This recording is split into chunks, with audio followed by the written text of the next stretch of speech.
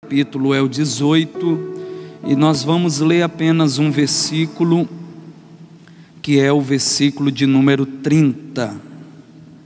Primeiro livro dos Reis, capítulo 18, versículo de número 30.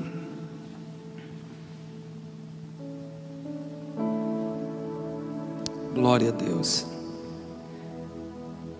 Primeiro livro dos Reis, capítulo 18, versículo 30. Somente a parte B desse versículo está escrito assim: e Elias restaurou o altar do Senhor que estava quebrado. E Elias restaurou o altar do Senhor que estava quebrado. E Elias restaurou o altar do Senhor que estava quebrado. Será que no 3 nós podemos, a maioria aqui são jovens, então no 3 nós podemos recitar essa expressão que eu acabei de ler? E Elias restaurou o altar do Senhor que estava quebrado. 1, 2, 3.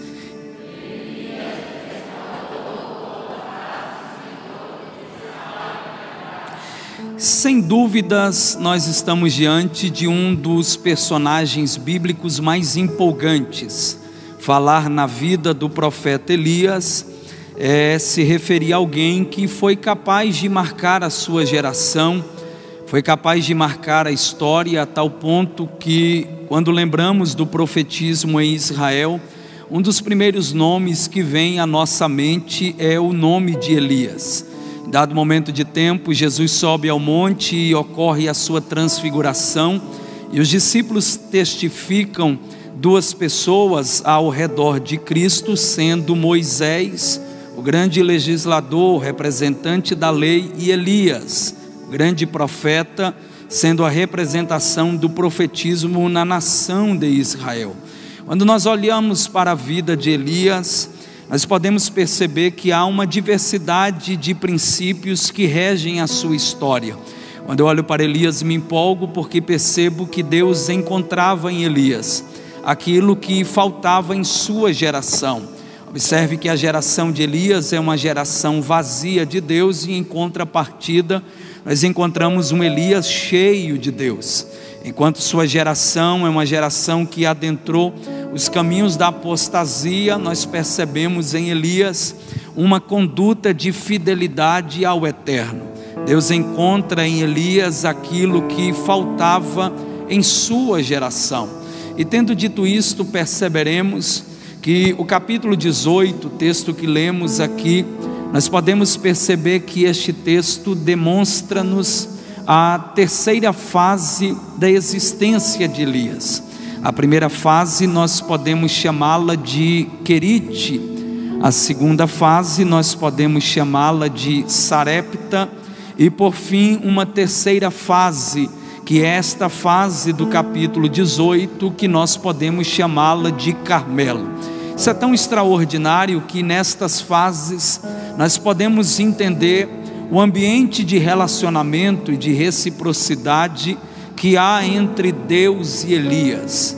E diante desse sentido, percebo que nas primeiras duas fases, isto é, em Querite e em Sarepta, nós vamos perceber Elias recebendo algo de Deus.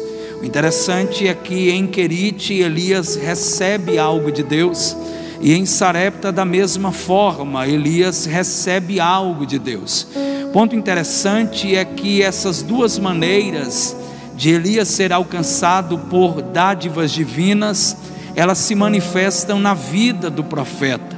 Porém, adentrando a essa terceira fase, e nós podemos chamá-la de Carmelo, nós vamos perceber que esse ambiente entre Deus e Elias, onde alguém entrega e outro recebe, onde alguém recebe e o outro entrega, parece que há uma reviravolta, parece que essa lógica se inverte, no sentido de que se em Querite e se em Sarepta Elias recebe algo de Deus, no Carmelo Elias vai oferecer algo para Deus.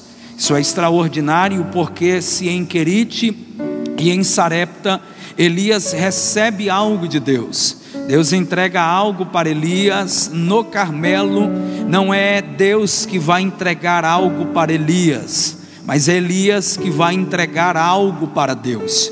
E o que é que Elias resolve entregar para Deus no Carmelo? Elias resolve entregar para Deus no Carmelo um culto. Isso é extraordinário porque de tantos cultos que há na Bíblia, em específico no Antigo Testamento, na minha percepção, esse culto de Elias no Carmelo é um dos mais extraordinários.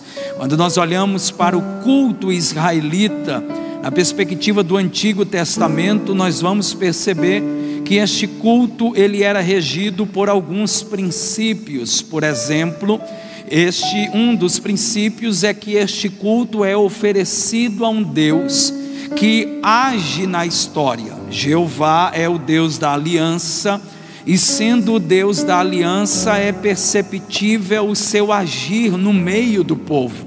Isso demonstra-nos então que o povo judeu carregava consigo uma verdade em sua consciência, de que enquanto o povo está cultuando ao nome do Senhor, Jeová está trabalhando em nosso meio. Isso é extraordinário porque enquanto o povo cultua, Jeová trabalha. Enquanto o povo adora, Jeová trabalha. Eu acredito que esse princípio paira sobre nós aqui esta noite, porque enquanto estamos cultuando aqui ao Senhor, acredite que no mundo espiritual Deus está movendo algumas coisas ao nosso favor. Isso é tão extraordinário que o culto israelita possuía outros princípios, e um dos tais é que o monoteísmo é um princípio basilar do javismo, ou seja, a religião de Israel no Antigo Testamento.